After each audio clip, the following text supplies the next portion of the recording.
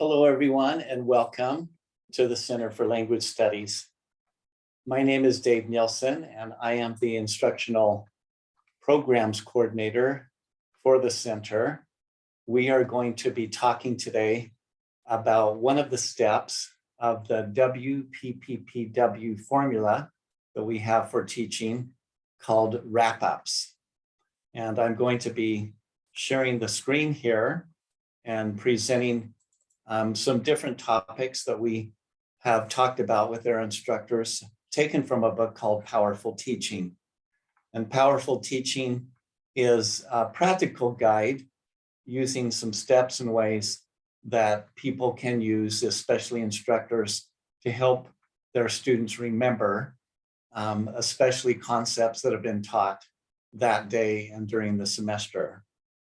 So to begin with, the wrap-ups that we have to present a few of the steps that we do first off is called the WPPPW. That stands for warm up, present, practice, produce, and then wrap up. And these are the steps the instructors use in the center for presenting their lessons.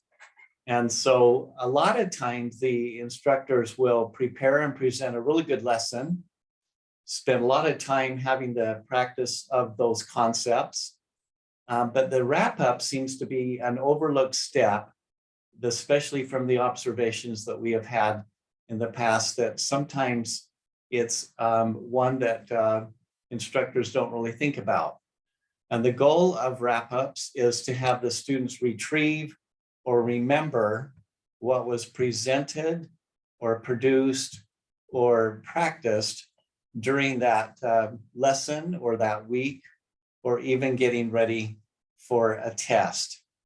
It can be as little as 1 minute to prepare, and usually doesn't take much time at all to practice and present.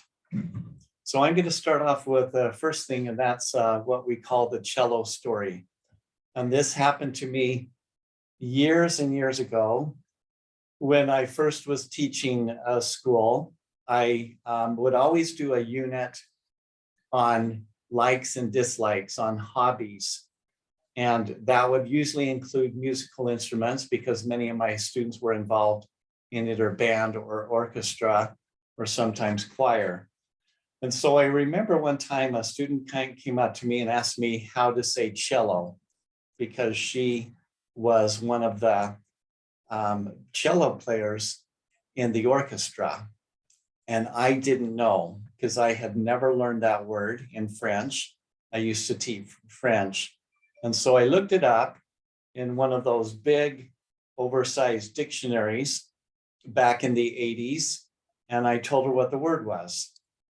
And a year later, the same thing happened. Another student asked me how to say cello, and I didn't remember.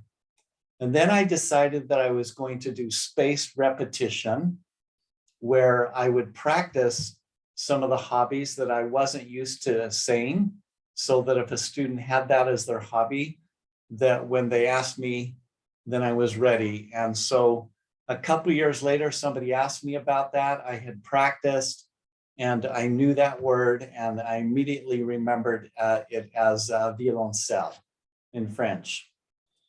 And so I went along, and that was, about 30 years later, I was in a BYU Creole class, and there were many French students in there.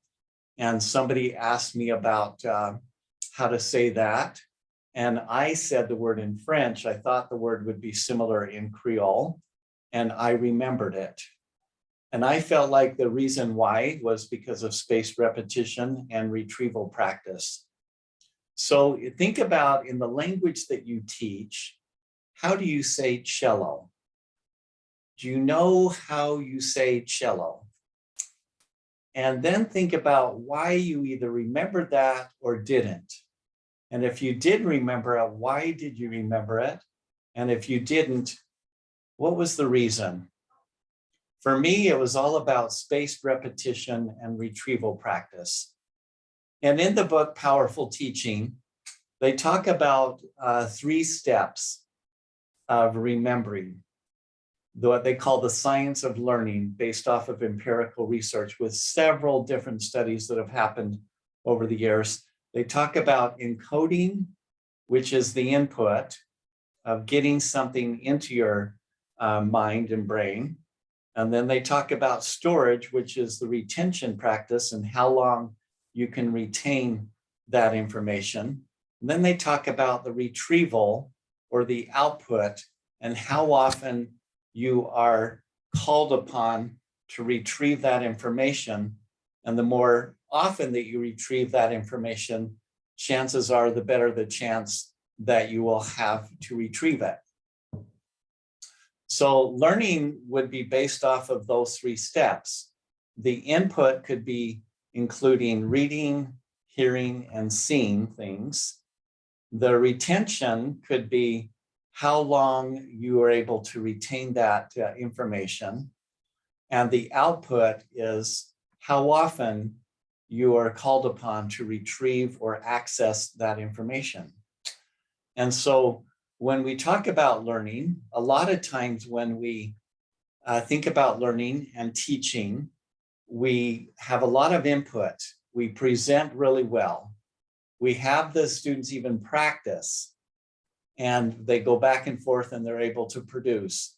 But many times we don't have them at the very end of the lesson try to retrieve some information or access some information that they were taught as either a little mini quiz or a few different ways that we use for what we call a wrap-up. And in the cello story, of the following highlighted passages, which ones were input or encoding, which ones were storage and length of time, and which ones were output or retrieval practice. So I'm going to go over those and you think about it. So on the unit on hobbies, including musical instruments, the student asked me how to say the cello. I didn't know. So I looked it up and told her what that was. Was that input, storage, or output? A year later, the same thing happened and I didn't remember. So I used what they call spaced repetition, which is practicing those things. And so I remembered after practicing that, because a couple of years later, the same thing happened. So spaced repetition, if you look at that, storage and length of time and output and retrieval practice are the keys to remembering. And then if you go over to the right-hand side, when I was in the BYU Creole class, there were some students there that were talking about the Creole as a word. And I remembered how that was said. And I really believe that it was based off of the retrieval practice and the spaced repetition that is involved in these examples. So if you look at input and encoding, those are things that we use as teachers, such as lectures, videos, presentations, audio recordings, readings, or note-taking. Anything that we use that is as a form of input is input or encoding. Then we also get to studying. So sometimes in studying, we highlight information, we review notes, we reread the text, we study together, and we have unit summaries. And those are ways that we feel like are helping us to remember. And then we have output or retrieval practices, which is spaced repetition, practice quizzes, end of the lesson questions, two things, brain dumps, retrieval guides, dice game, fishbowl, lightning round, timed activities, Kahoot, two-team relays, reflection response, and all of those are great. But out of the research that has gone into this, the items that help us remember the most and the longest are having to do with the output. And in some cases, twice the output or twice the remembrance from using retrieval practices versus studying or just using input. So in the lesson plan examples, we have warm up, and that's part of what we call the encoding practice or the input. Then we present, and that's still part of the input. So students are given something, and they are hopefully remembering. And then we have them practice, and that's part of the retrieval practice, and that's a key. So if you stand up in front of the class and teach for 45 minutes and don't have any retrieval practice or output practice going on, then they will have a 50% chance of remembering that long term. Whereas if you use practice and retrieval practice and output, they will have a much higher chance to remember those things long term. And the same thing goes if they are asked to produce something, and even more so at the end of a lesson if you are using wrap-ups or things that they should do at the very end of the lesson or the end of the unit or the end of the chapter, whatever that is, so that things that they are expected to know and remember and they can use as output. So wrap up practice and wrap up examples that I love to use that take very little time to do are the following items, and we'll explain each as we go. So the first one is called two things. So at the end of the lesson, write down two things that you have learned about the lesson. So I'm going to stop and pause just right now and have everyone that is watching this stop and write down two things that you have learned about this presentation. And we'll give everybody about 20 seconds to do that.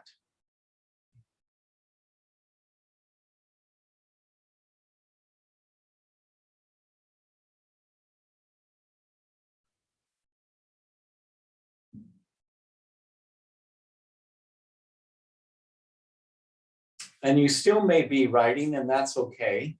But if you can think of two things that you have learned from this presentation, then that would be called retrieval practice, and that is a great warm-up. And one of the reasons why I like this is that it's not putting any more preparation onto the instructor and forcing the students to remember. And a lot of times an instructor would say to me, well, I don't really have time. I'm focusing all on the lesson, but I don't have time a whole lot to prepare for a wrap-up. Well, this kind of a wrap-up, the two things approach, doesn't take any time at all. All you do is get everybody to write down two things, or even put in their phone or on their computer or wherever they decide that they are going to practice or maybe study from. Write down two things they learned from the lesson, and then turn to their partner and they share those two things. Their partner shares two different things. And if those two things are independent of each other and different from each other, then they have four things that they have learned. And then you have people raise their hand and share one of their things they've learned. And with the group setting that you have in the class, many times they'll walk away with 10 things that they have talked about and learned that would be a really quick way to do that. And a wrap up is supposed to be maybe 5 to 10 minutes. And so two things is a great way to do that. Another one is called brain dump. And so they write down or say to a partner everything that they have learned today in 2 minutes. So you give the students 2 minutes, and one partner either writes down or turns to a partner and says everything that they have learned in 2 minutes, and then you reverse the process. Then you open it up to the group and have each person share one thing. And if you have a class of 10 that 10 in your class, then you walk away with 10 things that they have learned. Another one that I used to do is called dice game. So you have a group of students, maybe 4 students in a group. You give each group the same 6 question, and the student rolls a dice and answers the number question based on the lesson. This takes a little bit more preparation, All the teacher does is come up with 6 questions based off of the lesson of the day and get the students in groups, and whoever rolls the number, if they roll number 2, then that question number 2 is eliminated, and the next student rolls until all of the questions have been answered. Really easy way. Then you bring all the groups back together, you roll the dice, come up with what question is the dice lands on, maybe question number 3, and have the class answer a couple of those questions. Another way is fishbowl. The student draws out of a hat one of the many questions from the lesson or unit, and then all students write down the answer. So if the question were, what practice was used in learning how to say cello, then everyone would write it down. Then the instructor would call on a volunteer to share the answer. And then you would be able to go on and have another student draw out of the hat another question. And you could do the same thing. You could do those 6 questions that you were going to use for the dice game. And then another way that is fun that makes it quick is a lightning round. So you have a timed round of usually anywhere from 30 to 60 seconds. And you give everybody a question and they have 30 seconds to write down the answer, call for volunteers, or have them turn to their partner to share their answer, and then call on one student to share what they had. And those are really quick wrap-up examples that have been proven over the years based off of research, and very little preparation required from the instructor to do for the lesson, that you can have them use to get them ready for either a quiz or a test or some kind of an assessment coming up. So wrap up, retrieval practice, 2 things. Write down 2 things that you learned from the wrap up presentation. Write down 2 techniques from comprehensible input. Write down 2 things that you remember from the merit pay plan. Write down 2 things that you liked about Friends in All Nations. Turn to a partner and share 2 of your favorites from the training tonight, and share with the class one of your favorite or partner's favorites from the training tonight. And those are all examples that could be used in the training that we present as we are going through our workshops and in-service presentations with our instructors. I thank you for taking part in this today. Hopefully this will give you some ideas on using some wrap-ups for your class, and hopefully you'll be able to incorporate the wrap-ups into the WPPPW, which is, again, the warm-up to start, present, and have the students practice, have them produce, but not forget to have them do a wrap-up to help them remember some of the ideas that were presented while you were presenting your lesson. And thank you for joining today. We will be doing other videos based off of the WPPPW formula and many other comprehensible input and output ideas to help the students remember. And we'll see you. Have a good day.